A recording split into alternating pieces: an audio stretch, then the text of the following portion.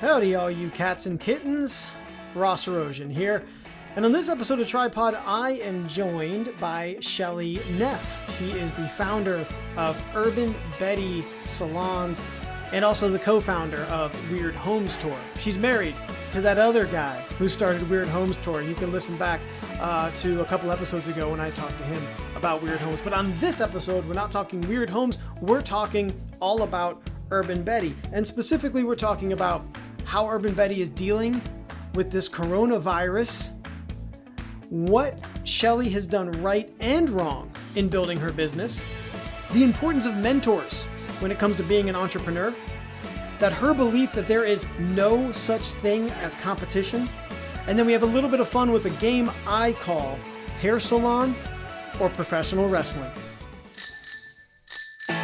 You're listening to Tripod, the Tricycle Creative podcast, produced for anyone interested in being a better digital and content marketer. Host Ross Erosion is a marketing coach, content creator, and entrepreneur who brings you helpful tips, social media updates, inspiring interviews, and his own unique perspective on how to tell your story and grow your business. So sit back, relax, and let's get pedaling. Chelle, thank you so much for joining me on Tripod, the Tricycle Creative podcast. Hi, Ross. Thanks for having me today. Oh, I hear you're in high demand right now. I was just able to get in, right? So I'm honored. I'm honored to have you. Yeah, of course. So let's start here, right? 3 sentences or less-ish. Tell me a little about who you are and what you do. So I am the founder of Urban Betty and the Austin Weird Homes Tour. And I started out doing hair and retired 3 years ago. I've had my salon for just over 15 years, and I opened my second location 1 year ago.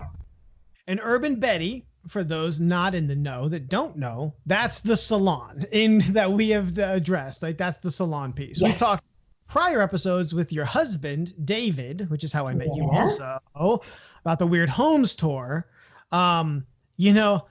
And combined with all of these things, I would just like to point out for the listeners at home, we booked this interview several weeks ago, and that was before the world essentially got kind of flipped a little upside down with a global pandemic known as coronavirus.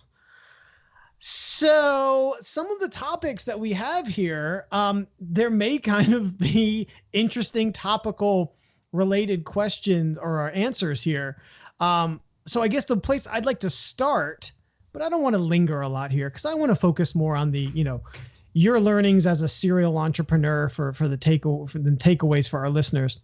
But what have you been doing with the salon around this coronavirus pandemic? Right. So the first thing that they did was they required 10 people or less in public spaces. So we had to adhere to that rule. And so at that point, I could only have like 4 stylists, 1 front desk person, and 4 guests in at a time at each location. So that cut us down to about a quarter of what we would normally be earning. And then a week later, they said all non-essential businesses had to close. And so we've been closed for just over a week now. And I've just been taking it day by day. It's brought forth a lot of things in front of me that I probably needed to address with my fixed costs and my variable costs. And like I said, every day is something new, something different, and I'm just putting one foot in front of the other. And learned a lot about unemployment and how to deal with that. But it's wild. It's crazy. And we're going to come out on the other side and we're going to be okay. And so that's what I focus on all the time. I would also say that depending on who you ask, I think it'd be hard pressed to say that getting your hair done is not an essential service. I would just, I know, right? I think that if we could just put everyone in some sort of biohazard suit except for their hair, I think that would lend itself to some lovely social memes and probably your Instagram being even more on point to have people in biohazard suits getting haircuts done. I do find it interesting though. You're mentioning about, hey, I've learned more about unemployment, but also this is the time you've been taking to look at those variable costs, those hard costs, those operating costs. Mm-hmm. I've been telling a lot of my clients and a lot of my colleagues,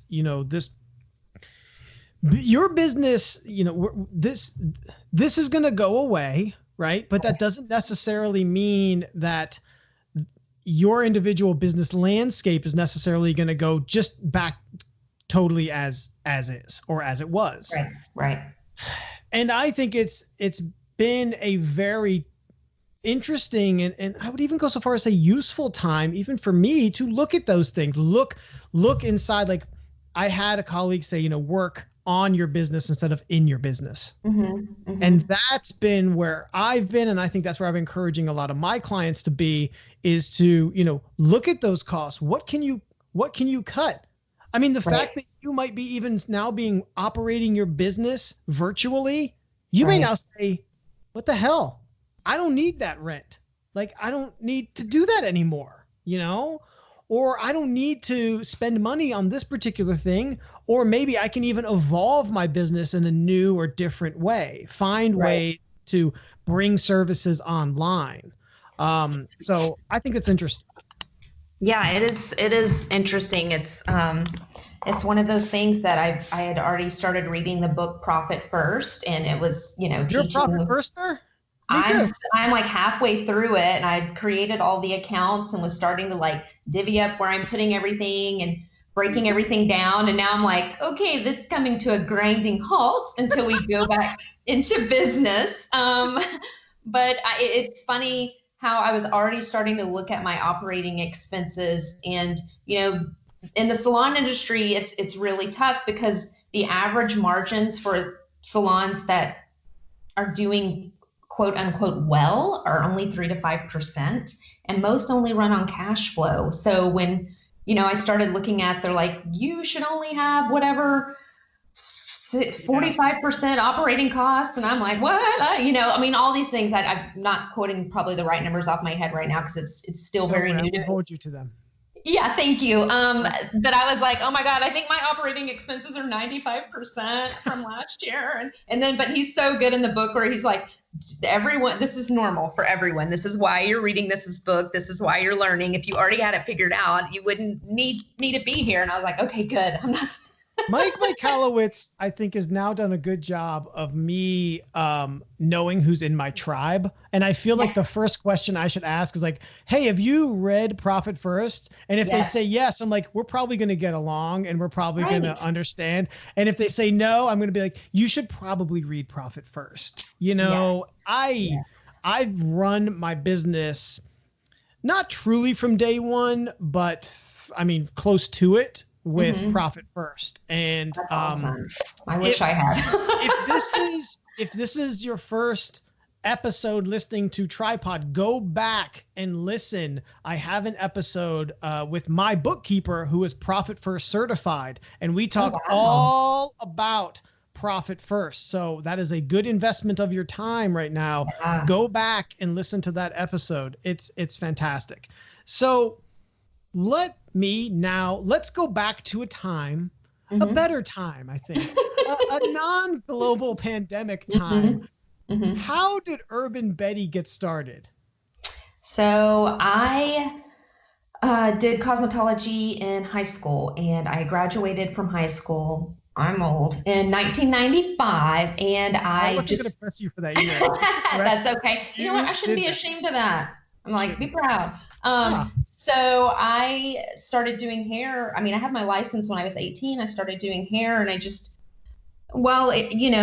it paid the bills, and I actually was making more than probably most of my friends who were college graduates. I was like, what's next? What can I do that takes this to the next level? And obviously it was salon ownership. And so after about 10 years, at the ripe old age of almost 28, I decided to open Urban Betty, and Betty Michelle is my real name. And then I go by Shelley. I'm named after my grandma, Betty. So that's where the name stems from. And it was just myself in a 1,700 square foot space with 6 chairs. And then I had one contractor who was just leasing a chair from me. And after about 6 months, I brought on my first employee who was my assistant. I could only afford to pay her about $200 a week, but she was fine with that. And believe it or not, she still works for me to this day. Not as my assistant. She's like one of our higher management mentor trainers. She's amazing. She has awesome. A master's degree. She went to college too while working for me, just crazy. And then decided she wanted to stay working in the salon industry. I feel like a lot of people do that. Wow. But it's like, here we are, I expanded into a larger location after about 6 years because, we kept growing. And at that point, when I expanded into a larger location, I think that was 2011, I was what they would call a hybrid salon. So it was half contractors renting chairs from me and half commission employees. And I really took a look at the business model, and I wasn't making any money off the contractors. In fact, if anything, I might have been losing money on them, barely breaking even. And they set their own culture, not me. And so I was like, that's a business model for some, and it works for some. It wasn't working for me because I'm a control freak perfectionist. Recovery. So I wanted to kind of like, I can relate. Yeah. So I switched my business model to all commission, and that ended up happening around halfway through 2011, and we had 16 chairs, and half of the people ended up leaving that were contractors because they didn't want to be commission employees, which is completely understandable. So there I was, kind of essentially starting all over again. And then in 2014, I hired a consulting company because I was just spinning my wheels, not making any money, negative all the time. The bank was constantly calling me like, do you have credit card transactions coming through? And I couldn't even do direct deposit because I didn't have enough money in the bank to cover payroll. I was behind the hair 40 plus hours a week just to pay myself and keep the place afloat. And someone was like, you need to restructure this business. No one had taught me how to run a business. I just knew how to do hair and thought, well, this will be fun. And then no, it wasn't. And so I humbly say I had to hire a consulting group, and they're called Summit. And they came in, and I was like, listen, guys, I can't even pay to go to your seminar. And one of the guys that owns the distributor for Redken was like, I'll pay for you to go. Like, I know you guys would thrive so well if you brought on this program. And I was like, okay, thank you. And so he paid for us to go, and that was it. And I brought them on, and we had a business coach. And the first thing that they did was I was giving all these package deals. They changed us to an a la carte menu. They changed our pricing levels to match the demographics. They gave my stylists different career levels. And I went from like consistently being negative $2,000 in the bank to within 3 months having $50,000 in the bank. And so it was like, when that happened, yeah, obviously profit margins were, it sounds like, greatly impacted. Right? They were. And people go, oh, she's probably taking more money from her people. No, I wasn't. We just restructured our prices, and when we brought people on, bringing them on at a different commission level, I didn't lower anyone's commission. I didn't lower anyone's prices. Everyone we brought forth on was at a different structure, and it was amazing, and people were making more money. So I mean, it was just lack of knowledge on my part. They don't teach you this stuff in beauty school. I mean, they teach you just how to pass the test. And when I took the test, they were still doing perms. So, that's interesting. I worked for a stint at a college, mm-hmm. and it was essentially a creative arts, college. And it's interesting. When you say, hey, they just teach you, how to do the hair, right? But not how to navigate the business. Yeah. I felt it was the same way at the creative arts school also. Mm-hmm. And I feel like that is, I think it's like such a disservice to those creatives, because I would extend creatives obviously into stylists, Yes. film videographers, photographers, whatever. The creatives, umbrella is enormous. Yes. And I think that they have such amazing talent and skills, but where they need the help, the most impactful help, is how to navigate that business side of things. Yeah, for sure. I feel like even it's like you barely get out of school knowing how to do hair. A lot of it you figure out, and beauty schools hate it when I say this, but it's the truth. When you get out, you do most of the learning on the floor through an apprenticeship or just by shaving a hole in someone's head. No, I'm kidding. You don't. But I equate that to business, man. I shaved a lot of holes in the sides of my business bank accounts before, and I had to bring somebody else on to teach me how to do it correctly. And that was 2005 to 2014. That's a long time before I actually figured out what I was doing. And I thank God I did that, because had I not done that during this crisis right now, Ross, I wouldn't have had enough money to last me a week. I would not have made it. I would have been one of the small businesses that would be closing. Yeah. And I think it's, another part of my own career was building a very successful internship program. So when you talk about that experience that in your case, they get on the floor, it was the same way with me with young aspiring. I mean, it started with just broadcasters, but also as it extended, I was working at SiriusXM. I brought interns in across all their business areas. And I was a huge proponent of those internship programs because of our own internship program, but even internship programs as a whole, because that is absolutely where, you get that non-book learning. And that is not to say, I am not sitting here and saying that, that means you don't have to go to school. Or right. Oh my God. Yes. It's about it's about the combination of all these things. Yeah.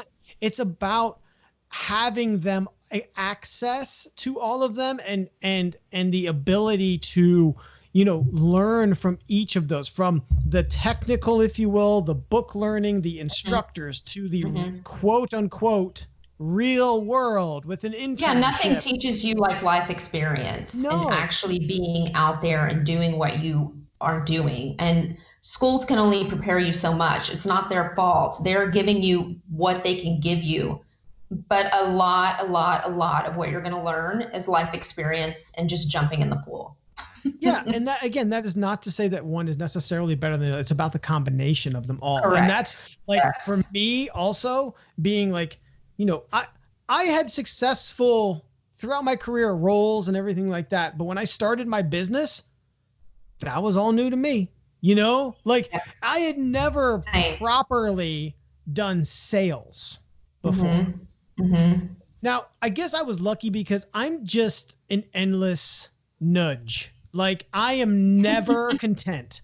So I dealt a lot with, in the corporate environments, pitching ideas to upper management in a way I was doing sales, but I had never properly done. I never worked in retail. I never did any of that. So I don't know if with that, when you started, was there a particular aspect, like a function of the business that you recall being really challenging? The thing that was probably most challenging with business was profit margins. Just figuring out, I had no clue of what it costs to run a business and all the variable and fixed expenses that went into it. And, when people meet with me and want to go to coffee and ask like, hey, I want to open a salon, my first inclination is to say run for the hills, but I know I would have never done that. And I try to approach it differently. And I just say, hey, if you can, here are the things I would suggest that you do and how you go about it. Because if you just think you're going to open it and everyone's going to come in and do hair and it's going to be fun and everyone gets paid 50% commission, because that's the model I tried to do, it's going to fail miserably. And until you're in it, you don't know it. Until you have all those expenses, you just can't feel it. You can't. And that's what it's like. What I don't have kids, but I think it's similar to that. People say just wait because you won't know what it's like until you're in it and you have kids. And that's why I say when you own a small business, it's the same thing. Yeah, I agree. And I think that, when I was starting and even talking to, my friends or colleagues who, when I went out on my own, I was a big, I guess, proselytizer about saying, listen, you can do this, like not everyone is cut to be an entrepreneur. And I don't say that in a weird, braggy way. I really don't. Like, it is not for the faint of heart. It is not for the wimps, man. No. It has made me step into my power like no other. If you had told me all the things that I was going to deal with, go through, and have to learn to not let trigger me, I wouldn't have done it. And I'm glad I didn't know, because ignorance is bliss. And I'm glad every single day for things and for the hindsight of it all. But it is not for wimps. You're 100% right with that. And I think you are also correct in that so many people don't pursue, whether it is a side hustle, a full-on business, because of the fear of the unknown. And I can understand and completely appreciate that, especially if they are someone whose salary, is funding a family or something like that. But I think that, a big part of being an entrepreneur is you jump and you figure it out as you go. Google has a big, you fail fast. That's I think goes back attributable to Google, but that, you don't wait for something to be perfect. Right. But you are ever evolving, and you are always looking at opportunities to improve and change. And for me, I mean, it's funny. I talk to my people in my network now, and they're like, we feel like we understand what you do so much better now, like a year and a half in, than when you first started. And I was like, yeah, good. You should. Cause I do. Like, exactly. I didn't know what the hell was going on for the first year, And so I know. Yeah. And people are like, oh yeah, you do hair. Isn't that just fun? Oh, you own a salon. Isn't that fun? You just make people pretty all day. And I'm like, how demeaning is that? This is a real small business with people that this is their real career. We're trying to elevate the industry. These are smart people. A lot of them make over $100,000. It's not like my aunt who had her little shop on the side of her garage, bless her heart. That's great. But it's a whole different thing. And if I wish I was just there playing and having fun and collecting a bunch of money, but it's a real business with a lot of the same problems that other businesses have. And it's crazy how different all of our businesses are. But if you get down to the basics of it, a lot of us have the same fundamental issues. Yeah. And, I think that it's one of those things where this is going to make me sound like the biggest Grinch in the world, which I'm not, but I have always throughout my career, because I had opportunity. I covered Super Bowls, I covered sporting events, I covered concerts, and and I had I had a boss one time, and it was at a Super Bowl. I remember it was a radio row, media row event, and he's like, he was a VP of our department, and he was there, rubbing elbows, and he's, I was there running around like a chicken with my head cut off, and he goes, "You never look like you're having fun." Right. I'm like, I don't have time for fun. Like, I think we're the same person. I'm like, I gotta have a couple drinks just to feel normal, guys. So I can get fun. What is that? I don't want to be that person either. I want to be able to relax. I know I'm better than I used to be, but yeah, I'm the same way. I'm like, okay. I want to pivot, because when I talked to David, I also, just discovered, I mean, you guys are just serial entrepreneurs, and so I'm very curious. Again, co-founder of the Weird Homes Tour. And if you want to learn more about that, check out David's episode on Tripod. It's a couple episodes back. Check it out. Founder of Urban Betty. But if we were to place you in like a TED Talk environment, right? Right. What would you talk about? Oh my gosh, it's so funny. To me, I would love to talk about how there's no such thing as competition. I think there's a thing as having influence over people and looking at other businesses and wanting to be like them. But I'm a huge fan of Abraham Hicks, law of attraction. I mean, I love the woo woo stuff, but I'm also very realistic with things too. So I feel like we all have as much as we believe we're emotionally worth. And, if Ross, if you set up a salon right next door to mine, if you had the mentality of this place is going to fail because I'm right next to Urban Betty, you know what, it would, because you believed that. But if you thought, you know what, I'm running an entirely different salon than Chelle, and I have entirely different clientele that it's not walk-ins anymore. Let's be like, we get all our business online anyway. We might do the same. Or if I thought, oh my God, I can't believe he's opening next to me, it's going to hurt me. But I just don't believe that. I feel like and that's takes a huge release off my shoulders, because I know that it's all up to me. It's like, stand in your power, stand in your worth, and know what you're worth. And the money will follow. You don't have to chase the money. You just have to get yourself right around money. And that's probably where I would go with that is don't focus so much on the money, focus on what you're worth. I'm glad you said that, because this is I think the best time for me to announce that I am actually opening up a appointment only beard braiding salon for women, though, right beside yours. So it's very niche, but I'm glad to hear you say that you're going to be a good neighbor for my new business venture. Yes. On a serious note, though, I love that sentiment. So I have been going through, part of how we got to know each other even better is working with your marketing staff. Yes. And we are going through and have recently completed the Tricycle Creative roadmap sessions. Mm-hmm. And part of it, the smallest part, is competition.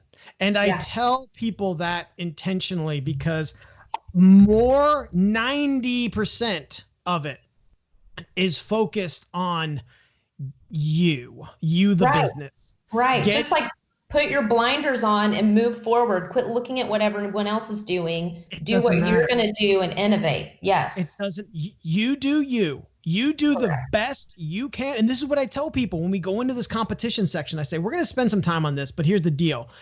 The more time you spend figuring out who you are, and I love your phrase of like, step into your power, and stepping into that power, right? Like, competition, it's not that it becomes, that it doesn't matter, but it becomes infinitely less important. Right. Right. And it's really hard right now because everything is more noisy. So it's particularly, from my space, digital marketing. I'm working from home right now. I could throw a rock out my window and probably hit 6 other digital marketing agencies, Yeah. But I am a big believer of, listen, what I do is very different or slightly different or whatever than what this agency does and what this agency does. And there is room here. There's room there's enough pie for everyone. There really is, and there's enough hair out there to be cut that it's like, I think that's such a healthy way to start a business. And I think it is such an incredibly healthy way also to build a culture around, where you're not trying to keep up with the Joneses. You're just trying to do the best that you can. That's what's key. And I help any other salon owner that wants to go to coffee, talk about anything the way I do it. I'm totally transparent about it, because I know if I help somebody else, it's just going to come back to me. As well as when my staff, if they decide to go work at another salon, I give them their entire client list. I don't worry about it. I know, and we've always been fine, and we always continue to grow and get even bigger and better. with that mentality. If I'm like, oh no, I'm going to hold on to them, they're our clients. No, they're not. It's the world of social media, digital marketing. People can find people if they want to. That's just, it doesn't make any sense to be that way anymore. That's just old school. It's not cool. That's what I'm going to say at the end of the day. Isn't that interesting? Like, yeah.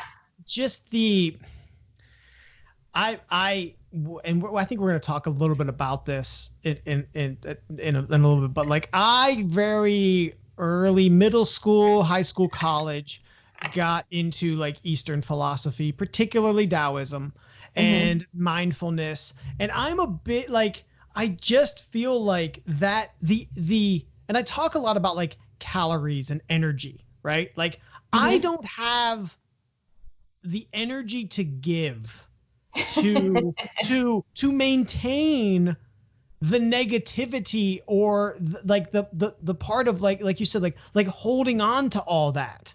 Yeah. It's exhausting. I don't have it. Right. I don't want to give it.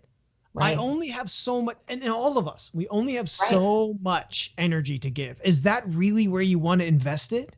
Yeah, it's giving your power away. And you know what? You have all the power. You're never a victim. You always have the freedom of choice, and you can't control the conditions of any other human, and you never will. And I say all these things because I've had a life coach for like 13 years. And so she's ingrained this in me because I was one of those people that's like, if so-and-so does better, I'll feel better. And it's like, no, you're never going to feel better. Your health and your wealth and your well-being and how you feel about yourself is all based on what you think, not anyone else around you. Yeah. And so, and that is something you never get it right. You never get it perfect, and you still will have bad days. And you always are going to be like, oh, want other people to do better. That's not going to go away. But the minute you kind of release like your feelings and how you live your life is based on what everyone else is doing. I mean, there's so much freedom in that. And so maybe I think that brings us nicely to like my next set of questions, and they're fill in the blanks. Okay. Awesome. All right. It's okay for entrepreneurs to blank.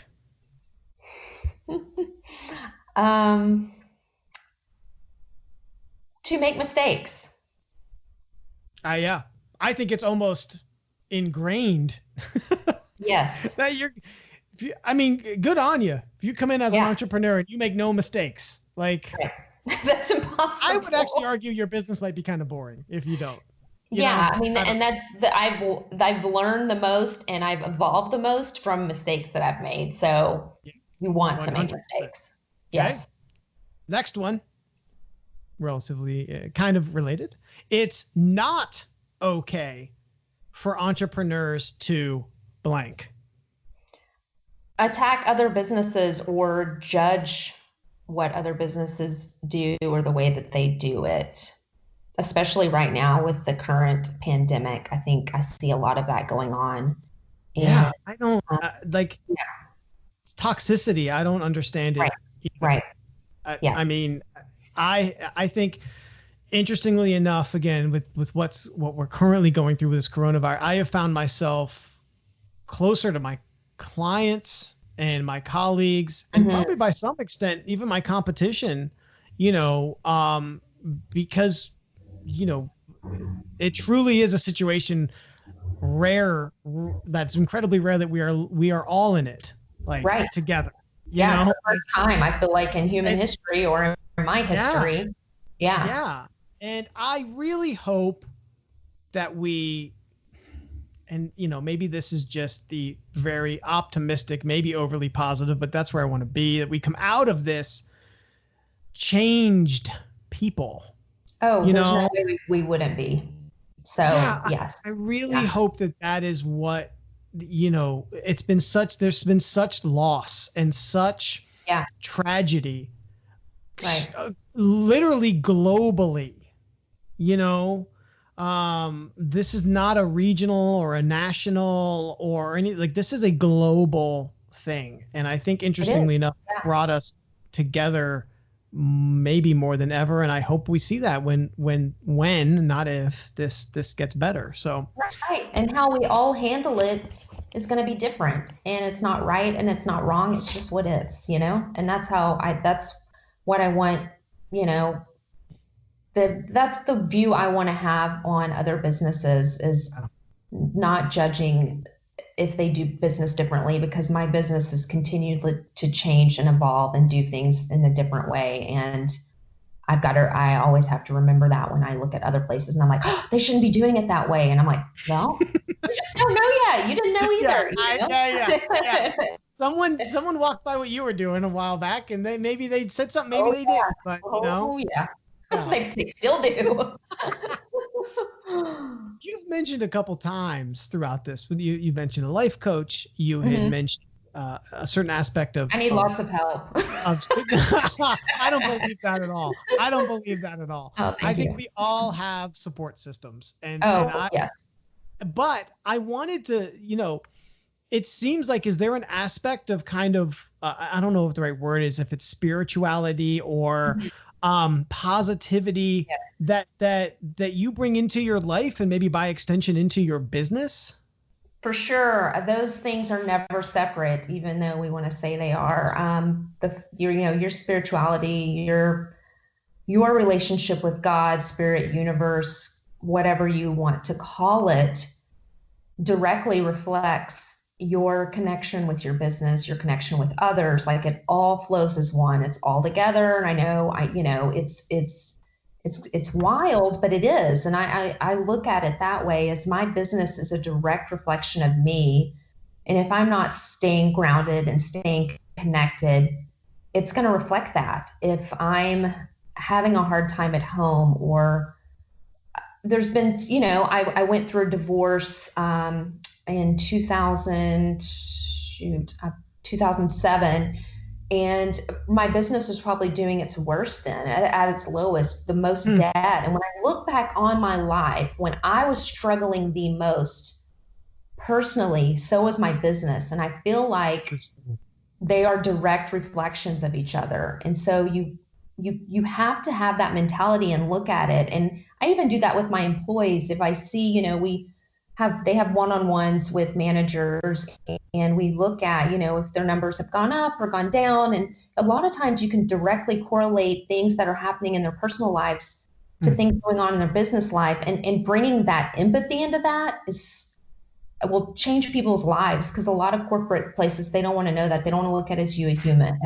They want you to be employee number 5246. And that's not cool. And so that's my way of looking at things, and kind of and getting outside of myself, and just seeing, like, and anytime I see culture problems, it starts with me, and I have to look at, well, what have I been doing, and try not to blame myself or beat myself up, because I'm guilty of that too. But, like, if people don't want to show up and they don't want to do things, where is that in my life? And that's got to be a reflection of it somewhere. And if I clean that up, it's going to trickle out, and people are going to learn from that. They're going to thrive from seeing you do well. And so it all flows together.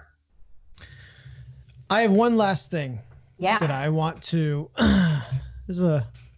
I'll say fun, because it's fun for me.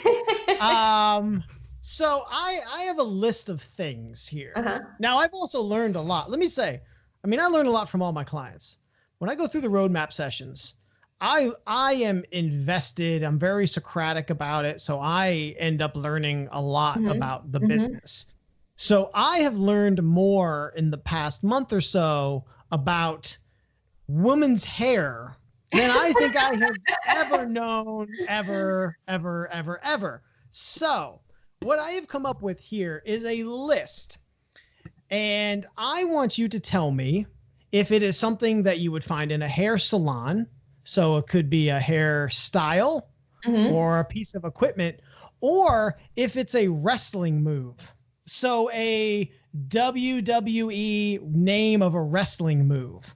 Because I have found, interestingly enough, you may think, though, this is going to be pretty easy. I don't know if it is going to be as easy right now. So now you've been schooled proper and in reality. So I think you're probably going to do okay. But so this first one. Okay. Body scissors. Is it something in a salon, or is that a wrestling move? That is indeed a wrestling move. You are correct. Okay. All right. Blowout. That's a salon. Sure is. See, Yeah. I knew you would just have no trouble with any. Okay. All right. High and tight. Perhaps a wrestling move, or could it be Salon. something found in a hair salon? It is indeed. High and tight is a military cut, right? I mean, that's what. Yeah. Yes. Like real short on the sides. Super that short kind on of the sides, like, and a little bit longer on the top. Yep. While we're on the topic, you guys, Urban Betty does men's haircuts also. Oh yeah, for I just sure. want to put that out there. They don't know that you guys do that, so I'm just putting it out there. So I mean, people do. We have know. a ton of male clients. Yeah. Okay. Scoop. Wrestling move or something in a hair salon? Wrestling move. It is wrestling move. You're gonna get like 100. Were you a good student? Were you a good student when you were in school? Yes. Yes, too. I was a total nerd. Of course. I was totally the guy who, if the teacher forgot to assign homework, that I would like raise my hand and be like, hey, you forgot to assign homework. I was that nerd. Yeah, and I was president of our cosmetology class. And Yeah, cool. And the good thing was I was kind of that nerd, but I like safely traveled among the social crowds because I was big. Like I was my size. Like I'm like 6 foot 200, 215 right now. I was pretty close to that. Oh wow. Starting in like middle school. Like I hit my growth spurt like crazy early. Yeah. So they couldn't like, Couldn't mess with you. Yeah, couldn't bully me. That's awesome. Yeah. Okay. The Dido flip. Wrestling move. Wrong. Apparently. I knew you would get me. What the heck is a Dido flip? I believe, if I remember correctly, this is literally a hairstyle that was influenced by the song Dido. So incredibly specific. So I did maybe get you on a technicality, but okay. Yeah. Right. I'll have to look that up. Float over. What? Float over. Wrestling move. It is a wrestling move. Okay. Although it might also apply to our current president's hairstyle in a win also. So I don't know. I love that name for it. Yes. I would have accepted either answer, just to be fair. Perfect. Thank you. Yeah. I can't imagine you're gonna miss this one. The rat tail. Yeah, that's hair. That's salon stuff. Have you ever dealt with a rat tail in any of your life work? One would think, because I'm from Abilene, but however, they don't come in for a haircut, or they, I guess, I don't know. I moved to Austin and didn't do hair till I got to Austin, but my very first year of doing hair was at a supercut. So I don't remember having to cut or do a rat tail. I think that was still kind of, I know there are a couple people who always have that, but I feel like it wasn't in then. The chili bowl, I did a lot of that. Yeah. Work around it, I would think, Oh I think it's like in Coming to America, where it's like I've grown this out my whole life. This is my point of pride, I think some hipsters have it. I've seen like a little braid down the back. Yeah. Because of course they would. Hey, quick, on a related note, have you ever had a really embarrassing or crazy hairstyle? Myself? No, not that. It's just not crazy or embarrassing, just not like when you look back on it, just looks very dated. So I got my first perm in like 3rd grade, because that's what they do in West Texas. They perm children's hair. And it was literally like the mullet, like short on the sides and then permed in the back. And I had a perm every year into my senior year in high school. Yes. Sounds awesome. I'll fill in the blank for you.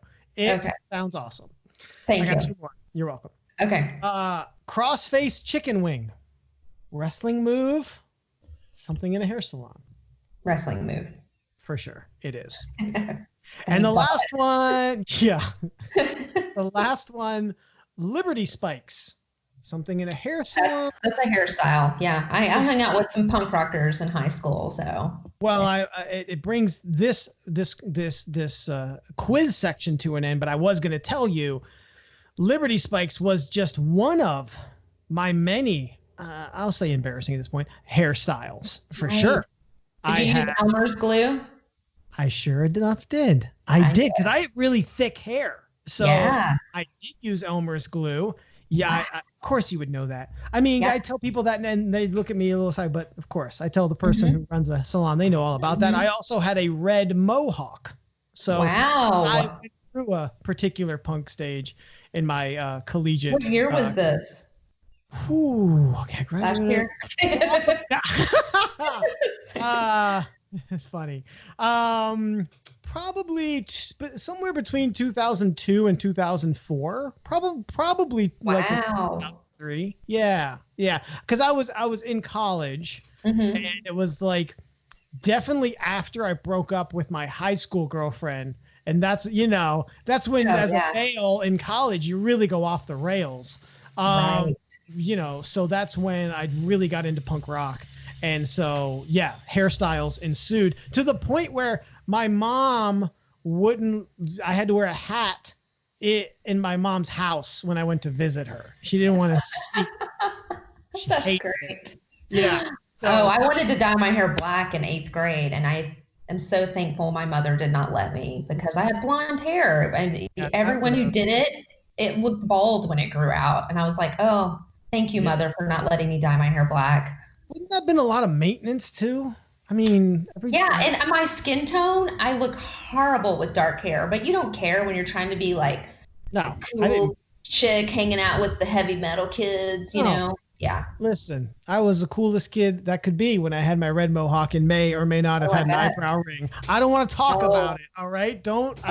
Listen, this is the end of the interview. Before we go down any other scary streets, I want to give you the opportunity to tell us, where can people find Urban Betty on the socials, on the web, anything else that you would like to promote? I give you the floor. Fire away.